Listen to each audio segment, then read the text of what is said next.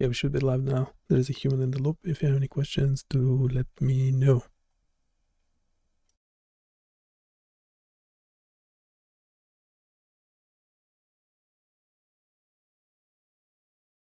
Of cutting-edge biomedical research, drug discovery, even personalized medicine. What if it wasn't just about microscopes and like sterile labs? What if it was about games? Right. Let's unpack this a bit. Today, we're diving deep into this fascinating report. It's all about how gamification is, well, really shaking up the world of biomedical data science. Specifically for this platform called BioniChaos.com. Our mission here is to explore this pretty audacious idea, taking these incredibly complex, sometimes just overwhelming scientific challenges and turning them into interactive, engaging, maybe even competitive experiences. And the goal isn't just, making it fun. It's about actually accelerating real scientific progress, transforming what feels like BioniChaos, this absolute flood of data, into insights we can actually use. Life-changing stuff. So if you're curious about the bleeding edge of AI or maybe the sheer complexity of personalized medicine and how human ingenuity plus a little bit of that competitive spirit is tackling some of the biggest, messiest problems in healthcare, well, you're definitely in the right place. We'll try and make it digestible, maybe even genuinely interesting for you. So let's set the stage first. What exactly is biomedical data science? Well, at its heart, it's about using, massive computational power, fancy statistics, advanced AI, all to pull out useful insights from these just enormous, incredibly intricate data sets we get from biology and health. Right, and it's crucial, isn't it? It's kind of the engine driving medical research forward, making diagnostics better, optimizing treatments, pushing forward what we call precision medicine. Exactly. It's like the digital backbone of modern healthcare, really. And when we say a deluge of data, we're not kidding. No exaggeration there. None at all. The field's seen this exponential growth. It's driven by omics technologies, genomics, proteomics, metabolomics, basically mapping out our genes, proteins, metabolism on a huge scale. And then you add in electronic health records, EHRs, plus advanced medical imaging. The amount and complexity of information is just unprecedented. Wow. And what's really fascinating here, I think, is the shift it represents. We're moving away from just testing a specific hypothesis. Start with a question, find the data. The traditional way. Yeah, the traditional way. Now it's more data-driven discovery. The patterns hiding in these massive data sets, they're actually sparking the new scientific questions. It's like the data itself is leading the way. Which brings us neatly back to BioniChaos.com. Now, our sources don't spell out exactly what they offer right now, but the context really suggests they want to be a major hub, for advanced science, data analysis, education in this whole biomedical space. Right. So the report we're digging into, it's proposing new ideas, things meant to significantly enhance what might already be there, not just copy it. Finding that missing piece, maybe. Finding the gap. Just try to imagine for a second, trying to make sense of all human biological and health data. Not just for one person, but for millions. It's mind-boggling. That's the scale, the complexity these data scientists face every single day. It really is. Well, BioniChaos feels like the right word. It does, and that's why the report's ideas, these gamified solutions, are so intriguing. If you look at the bigger picture, the problems aren't just technical, are they? No, not at all. They're systemic, they're human, and maybe, just maybe, with a touch of, let's say, dark humor. The answer is to kind of trick ourselves into solving the impossible by making it a game. Leverage that human desire to win, or just play. Okay, so let's look at the big trends shaping this field right now. Thinking 2024, 2025. First big one, personalized medicine.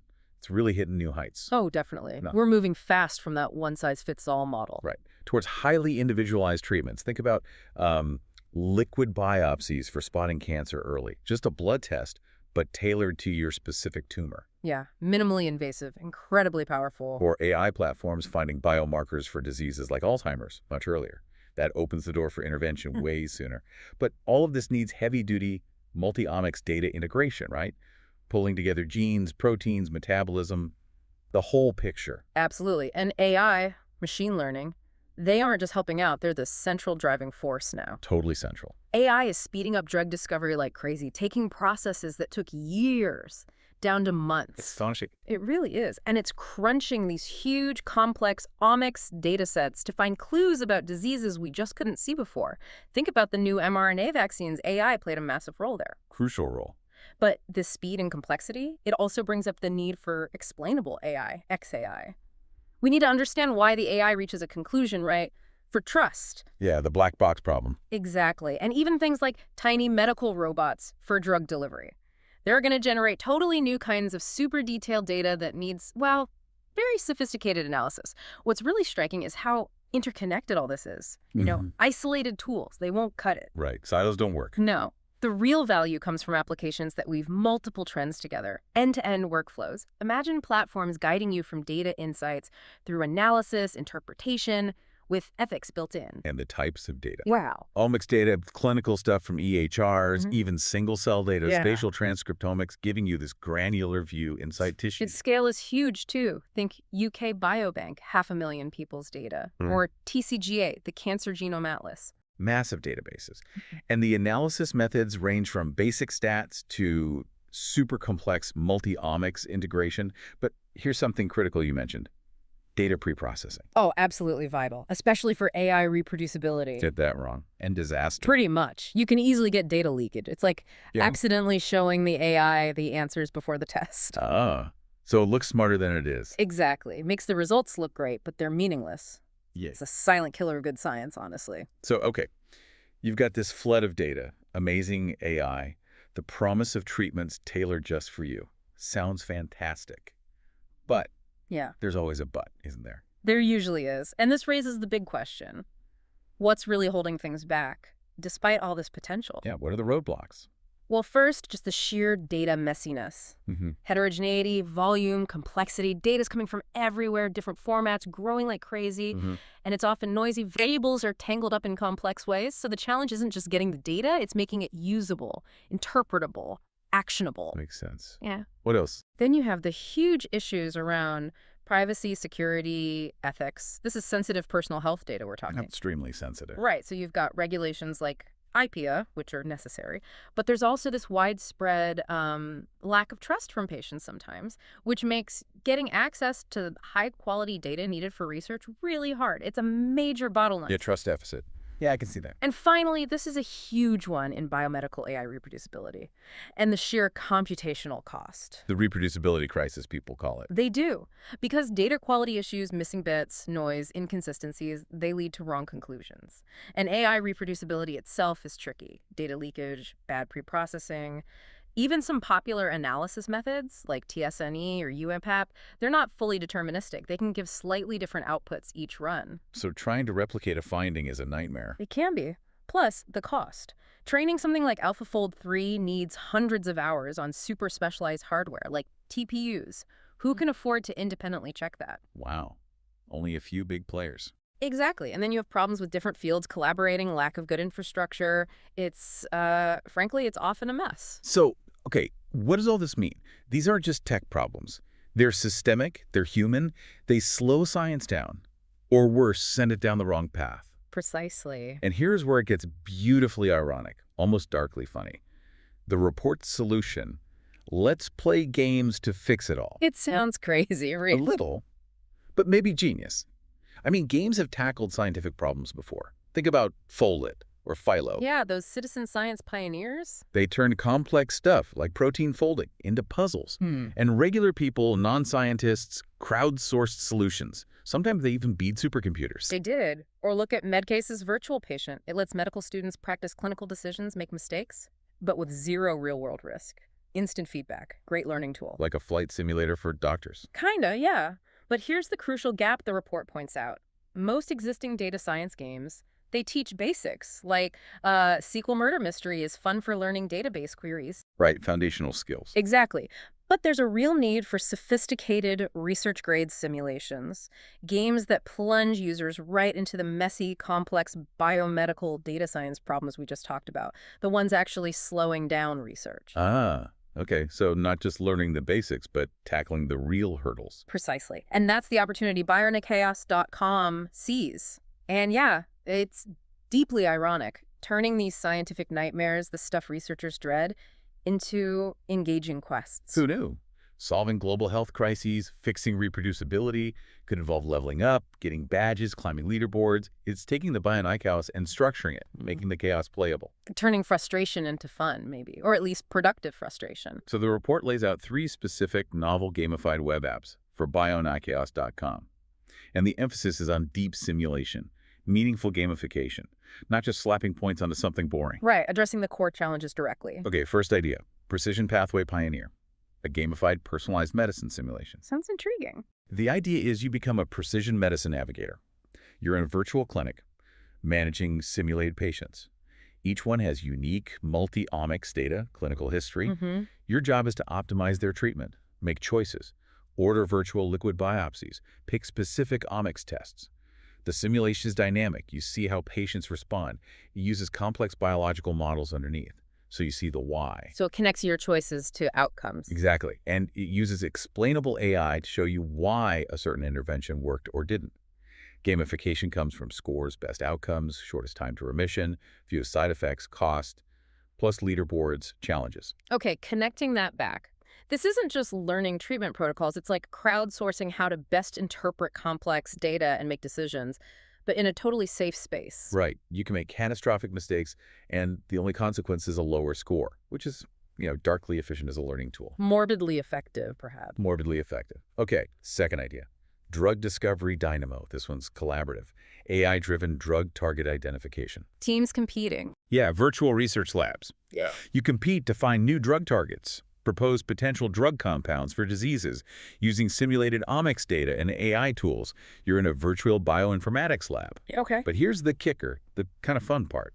The simulation deliberately throws in common data quality problems. Missing values, noise, batch, affects those pesky inconsistencies from different lab conditions. Ah, the stuff that drives researchers crazy in real life. Exactly. You have to spot them and fix them. It forces you to grapple with the messy reality. You train models, look at network visualizations like maps of cell interactions, simulate screening compounds. So it simulates the process, warts and all. Warts and all. Gamification includes team competition, managing resources like a virtual budget, and computing time hitting milestones, and this is cool. A gamified peer review system. Teams critique each other's methods. Wow, peer review as a game mechanic. It's clever. Isn't it? And it's all wrapped in a big story, like a global health crisis you need to solve. So you're not just playing, you're actively wrestling with data quality, resource limits, peer critique, trying to save the virtual world. The irony is delicious. It really is, turning the drudgery and roadblocks into the actual gameplay. Okay, what's the third one? The third one is maybe the most pointedly ironic. It's called Reproducibility Reactor, the biomedical data science audit game.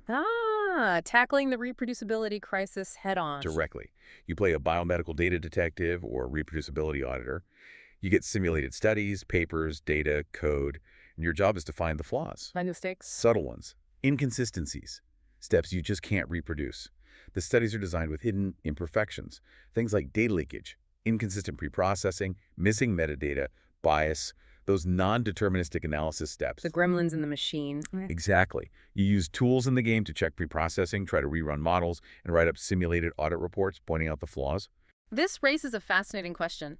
Can you actually solve a systemic crisis like reproducibility by making auditing fun? Well, the report argues yes.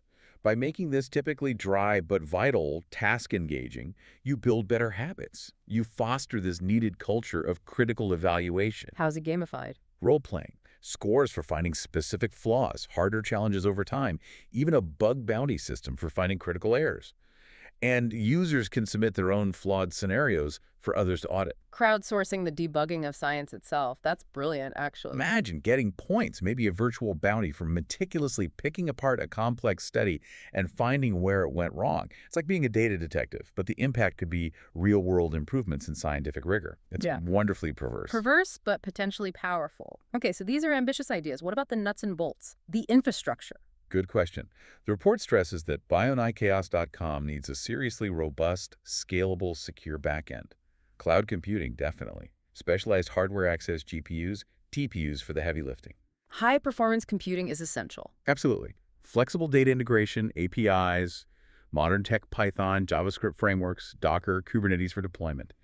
And, critically, they plan to apply the same reproducibility principles the Reactor game teaches to building the apps themselves. Practice what you preach. Makes sense. Build reproducible software to teach reproducibility. Exactly. But it's not just tech, right? What about the ethics? Even with simulated data, you're dealing with biomedical scenarios. Paramount. Absolutely critical. The report highlights privacy by design, using advanced methods like simulated federated learning, where models train on data without the raw data ever leaving its source. No, so privacy is maintained. Or using generative AI to create high-quality synthetic data. Looks realistic, useful for training, but it's completely artificial. No real patient info involved. Okay, that helps mitigate the risk. Plus, clear consent frameworks, transparent data governance, and really importantly, ethical AI built in, including those explainable AI features we talked about, promoting fairness, transparency. Building user trust is non-negotiable. Yeah, you lose trust. You lose Yep. everything in this space. Absolutely. So these aren't just games for fun. They have to be responsible scientific ecosystems. So they're building ethical, robust platforms that could genuinely shape how we train scientists, how we do research, one simulated patient, one virtual drug target at a time. It's serious business disguised as play. Okay, let's wrap this deep dive up. We've looked at the incredible power of biomedical data science, but also the huge hurdles, messy data, privacy issues, that critical reproducibility crisis. Yeah, the BioniChaos. Exactly. And then this audacious, maybe even ironic solution proposed in the report. These gamified web apps designed to make users wrestle directly with those complex problems. And the key takeaway, I think, is that these aren't just games. They're potentially powerful tools for teaching advanced skills, encouraging collaboration, and really driving home the importance of rigor and ethics in science, especially when you're drowning in data. Right. They turn the chaos into something playable, solvable even. Turning BioniChaos into structured challenges. So here's a final thought to leave you with. If the future of health innovation starts to look more like a game, how long before we're all playing some part in crowdsourcing the next big medical breakthrough? Maybe without even realizing it. Or, maybe enjoying it just a bit too much.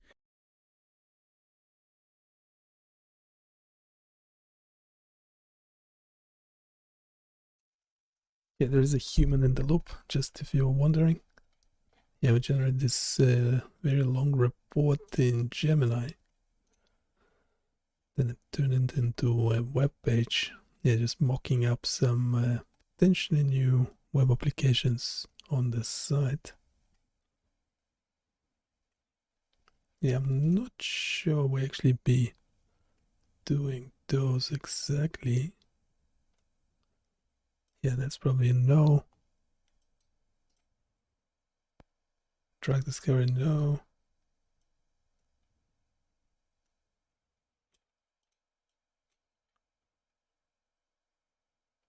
Yeah, no, we might turn them. We might have to fine tune those.